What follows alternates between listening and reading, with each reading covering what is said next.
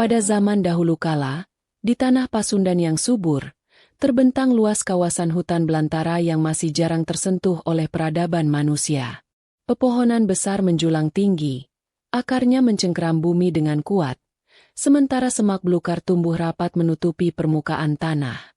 Di antara lebatnya vegetasi itu, mengalir sungai-sungai yang menjadi sumber kehidupan bagi flora dan fauna setempat. Salah satu sungai penting yang melintasi atau berada di dekat kawasan ini adalah Sungai Citarum beserta anak-anak sungainya, termasuk aliran sungai yang nantinya dikenal sebagai Cikundul. Kawasan ini menyimpan keindahan alam yang luar biasa, namun juga diselimuti aura keheningan dan misteri. Suara-suara alam seperti gemericik air sungai, kicauan burung, dan sahutan hewan liar menjadi simfoni abadi hutan tersebut. Udara terasa segar namun lembab, khas daerah tropis yang kaya akan keanekaragaman hayati. Belum banyak manusia yang berani menetap atau membuka lahan di jantung hutan ini, sebagian karena medan yang sulit dan sebagian lagi karena kepercayaan akan adanya kekuatan-kekuatan tak kasat mata yang menghuni rimba raya. Meskipun demikian, potensi kesuburan tanah di sepanjang aliran sungai sangatlah besar. Air sungai yang melimpah menjanjikan sumber irigasi alami bagi pertanian jika kelak ada yang berani mengolahnya. Namun, untuk mengubah hutan belantara ini menjadi lahan kehidupan yang produktif, dibutuhkan keberanian, kerja keras, dan visi kepemimpinan yang kuat. Kawasan ini seolah tertidur, menunggu datangnya seorang tokoh yang akan membangunkannya dari keheningan panjang. Keadaan alamiah ini menjadi latar belakang penting bagi dimulainya sebuah babak baru dalam sejarah wilayah tersebut. Hutan lebat dan aliran sungai yang tenang ini akan menjadi saksi bisu lahirnya sebuah pusat peradaban baru, sebuah kabupaten yang kelak dikenal dengan nama yang memiliki makna mendalam, terkait erat dengan air dan petunjuk. Wilayah ini, dengan segala potensi dan tantangannya, menanti takdirnya untuk diubah. Ia menunggu kedatangan seorang perintis yang akan menorehkan sejarah, mengubah belantara menjadi pemukiman, dan memberikan nama abadi yang terinspirasi dari kondisi alam serta petunjuk ilahi atau leluhur. Di tengah suasana tersebut, hiduplah seorang tokoh bangsawan yang bijaksana dan berpengaruh bernama Raden Arya Wangsa Goparana. Beliau adalah seorang pemimpin yang dihormati, berasal dari kawasan Talaga, sebuah daerah yang memiliki kaitan sejarah dengan kerajaan-kerajaan di Pasundan atau pengaruh dari pusat kekuasaan lain seperti Cirebon atau Mataram pada masanya. Beliau memiliki seorang putra yang gagah berani, cerdas, dan taat bernama Raden Arya Wiratanu. Raden Arya Wangsa Goparana, dengan pandangan jauh ke depan, melihat perlunya memperluas wilayah pengaruh atau mendirikan pusat kekuasaan baru yang lebih strategis. Beliau merasa bahwa putranya, Wiratanu Datar, memiliki kemampuan dan takdir untuk mengemban tugas mulia tersebut. Suatu ketika, beliau memanggil Wiratanu Datar untuk menghadap. Dengan penuh wibawa, Raden Arya Wangsa Goparana menyampaikan maksud hatinya. Beliau memerintahkan atau lebih tepatnya menganjurkan, nganjur keun dalam bahasa Sunda, kepada Wiratanu Datar untuk melakukan perjalanan, mencari sebuah lokasi yang tepat di kawasan hutan sebelah selatan atau di sekitar aliran sungai tertentu, untuk kemudian dibuka dan dijadikan pemukiman baru atau pusat pemerintahan. Perintah ini bukan sekadar tugas biasa, melainkan sebuah amanat penting yang menyangkut masa depan keluarga, keturunan, dan masyarakat luas. Raden Arya Wangsa Goparana memberikan beberapa petunjuk atau kriteria mengenai lokasi yang harus dicari, yang seringkali bersifat simbolis atau berdasarkan wangsit yang diterimanya. Lokasi tersebut haruslah subur, aman, strategis, dan mendapatkan ridho dari Yang Maha Kuasa. Raden Arya Wiratanu, sebagai anak yang berbakti dan ksatria yang taat, menerima amanah tersebut dengan penuh tanggung jawab. Ia memahami beratnya tugas yang diemban, namun juga melihatnya sebagai sebuah kehormatan dan kesempatan untuk membuktikan pengabdian serta kemampuannya. Dengan restu dari ayahnya, Wiratanu Datar mulai mempersiapkan diri untuk memulai perjalanan bersejarah tersebut. Dengan bekal petunjuk dari sang ayah, restu, serta diiringi oleh beberapa pengikut setia yang paling dipercaya, Raden Arya Wiratanu memulai perjalanannya. Ini bukanlah sekadar perjalanan fisik menembus belantara, tetapi juga sebuah perjalanan spiritual untuk menemukan tempat yang telah ditakdirkan. Langkahnya mantap, hatinya teguh, diiringi doa memohon petunjuk kepada Allah. Mereka menyusuri lembah, mendaki bukit, dan menyeberangi sungai-sungai kecil. Hutan belantara menyambut mereka dengan segala tantangannya. Rintangan alam seperti medan yang terjal, lebatnya semak berduri, hingga ancaman binatang buas menjadi bagian dari perjalanan. Namun, Wiratanudatar dan pengikutnya menghadapinya dengan keberanian dan kewaspadaan tinggi. Selain tantangan fisik, perjalanan ini juga merupakan ujian kesabaran dan ketekunan. Tidak mudah menemukan lokasi yang benar-benar sesuai dengan kriteria atau petunjuk yang diberikan. Mereka berpindah dari satu tempat ke tempat lain, mengamati kondisi tanah, sumber air, posisi strategis, serta mencari tanda-tanda alam atau isyarat gaib yang dapat menguatkan pilihan mereka. Dalam perjalanannya, Raden Arya Wiratanu banyak melakukan tapa brata dan perenungan. Ia berusaha mempertajam mata batinnya, memohon agar diberikan petunjuk yang jelas menuju lokasi yang diamanatkan. Ia percaya bahwa tempat yang ideal bukan hanya soal kesuburan fisik, tetapi juga memiliki aura spiritual yang positif dan mendapatkan ridho dari Sang Pencipta. Hari-hari berlalu menjadi minggu, minggu menjadi bulan. Perjalanan panjang dan melelahkan itu terus berlanjut. Semangat para pengikut kadang naik turun, namun keteguhan hati dan kepemimpinan Wiratanudatar mampu menjaga moral mereka tetap tinggi. Ia selalu mengingatkan akan tujuan mulia di balik perjalanan berat yang sedang mereka tempuh. Setelah melalui perjalanan panjang yang penuh perjuangan dan perenungan, sampailah Raden Arya Wiratanu dan rombongannya di suatu kawasan yang terasa berbeda. Tempat ini terletak di tepi sebuah aliran sungai yang airnya cukup jernih dan mengalir tenang. Udara di sekitarnya terasa sejuk dan damai. Tanah di sekitar sungai tampak subur, menjanjikan potensi untuk pertanian. Wiratanudatar berhenti sejenak, mengamati dengan saksama lingkungan di sekitarnya. Hatinya merasakan ketenangan dan keyakinan yang kuat bahwa inilah tempat yang dicarinya. Lokasi ini dianggap strategis, cukup terlindungi oleh bentang alam di sekitarnya namun tetap memiliki akses yang baik melalui jalur sungai. Sungai ini kelak dikenal sebagai Sungai Cikundul. Ada nuansa spiritual yang dirasakan Wiratanudatar di tempat ini. Ia merasa bahwa lokasi ini sesuai dengan petunjuk atau anjuran yang diberikan oleh ayahnya, Raden Arya Wangsa Goparana. Entah melalui tanda-tanda alam yang spesifik, mimpi, atau wangsit yang diterimanya selama perjalanan, Wiratanudatar merasa mendapatkan penegasan bahwa inilah tempat yang diberkahi. Para pengikutnya pun merasakan hal yang sama. Mereka melihat kesuburan tanah, kelimpahan air dari sungai, dan suasana damai yang menyelimuti tempat itu.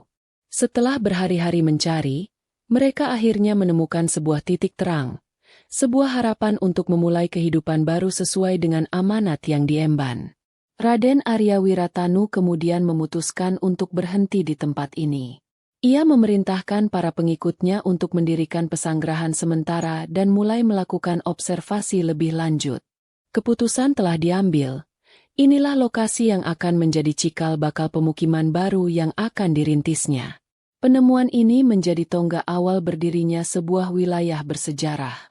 Setelah menetapkan pilihan pada lokasi di tepi Sungai Cikundul, Raden Arya Wiratanu segera memulai tahap selanjutnya, babat alas atau membuka hutan untuk dijadikan lahan pemukiman dan pertanian. Ini adalah pekerjaan berat yang membutuhkan tenaga, kerjasama, dan kepemimpinan yang efektif. Wiratanudatar memimpin langsung proses ini bersama para pengikut setianya. Dengan peralatan sederhana seperti kapak, golok, dan parang, mereka mulai menebangi pohon-pohon besar dan membersihkan semak belukar yang lebat. Suara denting kapak beradu dengan batang kayu menggema di keheningan hutan, menandai dimulainya transformasi dari belantara menjadi ruang kehidupan manusia. Asap mengepul dari pembakaran ranting dan dahan kering, membersihkan lahan secara bertahap. Proses ini tidak lepas dari tantangan. Selain kerja fisik yang menguras tenaga, mereka juga harus tetap waspada terhadap binatang liar dan kemungkinan adanya gangguan lain.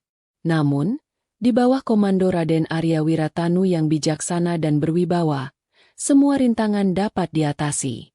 Semangat gotong royong dan kebersamaan menjadi kunci keberhasilan mereka. Secuil demi secuil, lahan mulai terbuka.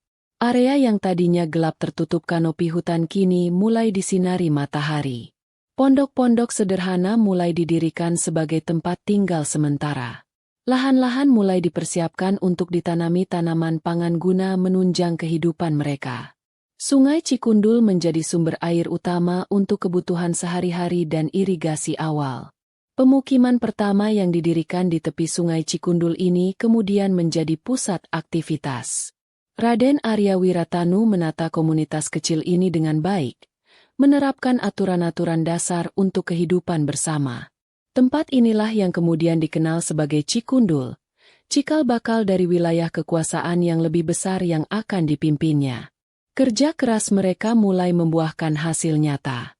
Ketika pemukiman awal di Cikundul mulai terbentuk dan kehidupan mulai berjalan, Raden Arya Wiratanu merenungkan kembali perjalanan dan amanat yang membawanya ke tempat tersebut.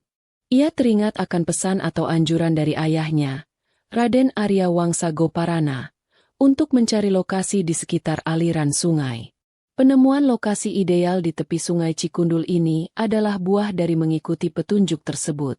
Untuk menandai wilayah baru yang telah berhasil dirintisnya ini, Wiratanu Datar merasa perlu memberikan sebuah nama yang penuh makna dan sesuai dengan sejarahnya.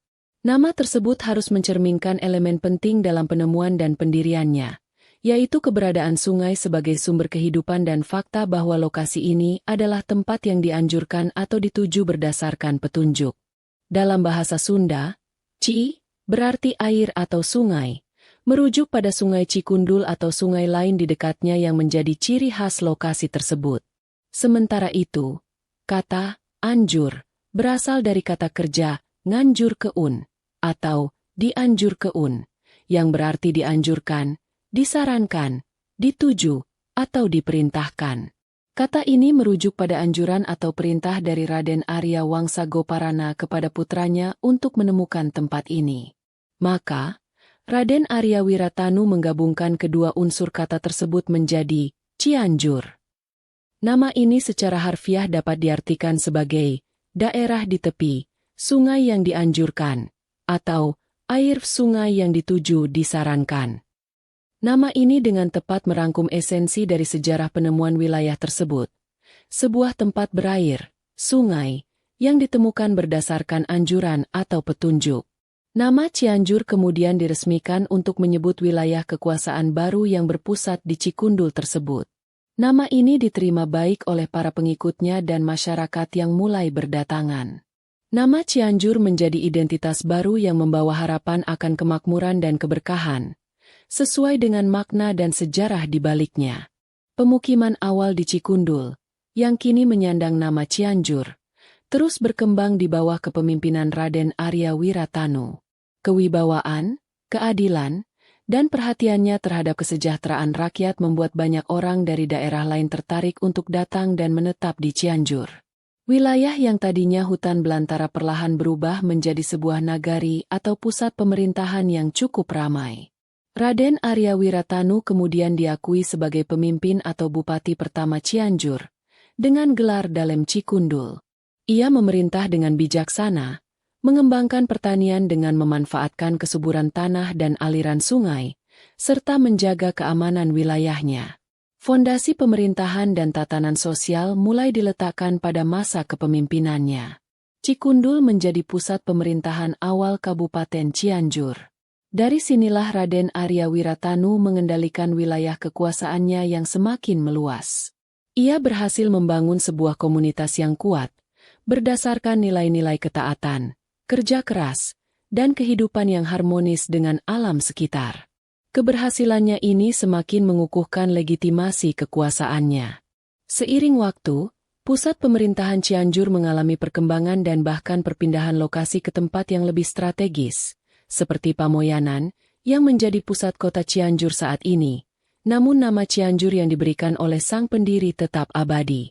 Kepemimpinan Raden Arya Wiratanu, Dalem Cikundul, dikenang sebagai peletak dasar Kabupaten Cianjur. Warisan kepemimpinannya tidak hanya berupa wilayah administratif, tetapi juga nilai-nilai luhur yang ditanamkannya. Perkembangan Cianjur menjadi bukti keberhasilan visi Raden Arya Wangsa Goparana dan pelaksanaan amanat yang dilakukan dengan penuh dedikasi oleh Raden Arya Wiratanu. Cianjur tumbuh menjadi salah satu kabupaten penting di Tatar Pasundan. Nama Cianjur dan sosok Raden Arya Wiratanu, Dalem Cikundul, hingga kini terpatri kuat dalam sejarah dan ingatan kolektif masyarakat Jawa Barat, khususnya warga Kabupaten Cianjur. Makam Dalem Cikundul menjadi situs penting yang dihormati, menjadi bukti fisik warisan sang pendiri. Nama Cianjur sendiri, yang berarti sungai yang dianjurkan, terus mengingatkan akan asal-usul wilayah tersebut yang terkait erat dengan air dan petunjuk bijak leluhur. Legenda asal-usul Cianjur ini menyimpan beberapa pelajaran moral yang berharga. Pertama, kisah ini menekankan pentingnya ketaatan dan bakti seorang anak kepada orang tua atau pemimpin. Keberhasilan Wiratanu Datar dalam menemukan dan membangun Cianjur tidak lepas dari kepatuhannya dalam menjalankan amanat sang ayah. Ini mengajarkan bahwa mengikuti nasihat dan petunjuk yang baik dari orang tua atau pemimpin adalah jalan menuju keberkahan dan kesuksesan. Kedua, legenda ini mencontohkan nilai keberanian, kerja keras, dan jiwa perintis. Membuka hutan belantara menjadi pemukiman bukanlah tugas ringan. Dibutuhkan keberanian untuk menghadapi tantangan alam dan misteri, serta kerja keras yang tiada henti untuk mewujudkan visi. Wiratanu Datar menunjukkan kualitas seorang pemimpin sejati yang tidak takut memulai sesuatu yang baru dan sulit demi tujuan mulia. Ketiga, kisah ini juga mengandung pesan tentang pentingnya kepekaan terhadap petunjuk, baik yang bersifat lahiriah, kondisi alam, sungai, maupun batiniah, wangsit, anjuran bijak. Kemampuan Wiratanu Datar mengenali lokasi yang tepat menunjukkan perlunya memadukan observasi fisik dengan kearifan spiritual. Pelajaran lainnya adalah tentang pentingnya sumber daya air, sungai, sebagai denyut nadi kehidupan dan peradaban, yang tercermin dalam nama Cianjur itu sendiri. Demikianlah kisah ini diceritakan. Segala kebenaran detailnya kita kembalikan kepada Allah, Tuhan yang Maha Kuasa.